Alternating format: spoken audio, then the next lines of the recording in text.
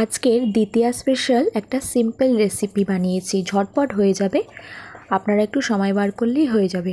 কিছুই না, প্রথমে পেঁয়াজ, আদা, রসুন বয়েল করে নিয়েছি, নিয়ে 3টে কাঁচা লঙ্কা দিয়ে পেস্ট করে নিয়েছি। তারপর তেল গরম করে তাতে আলু ভেজে আর ওই মশলাটা দিয়ে ভালো করে কষে জিরে গুঁড়ো, ধনে গুঁড়ো, কাশ্মীরি লঙ্কা গুঁড়ো, হলুদ দিয়ে ভালো করে নেড়ে চেড়ে নিয়েছি।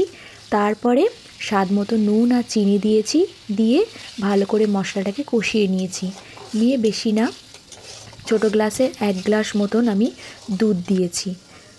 দুধ দিয়ে ভালো করে নেড়ে চেড়ে আর একটু সামান্য জল দিয়েছি, দিয়ে আর 5 মিনিট মতন ঢেকে দিয়েছিলাম যাতে আলুটা সেদ্ধ হয়ে যায়। তো ঢেকে দেওয়ার পর আলুটা সেদ্ধ হয়ে গেছে। তারপরে আমি পনিরগুলোকে এইভাবে কেটে রেখেছিলাম। 200 গ্রাম পনির আছে। পনিরটাকে এরকমই আমি দিয়েছি, ভাজিনি, কারণ এতে আরও স্বাদটা বেশি হয় ভাজার থেকে।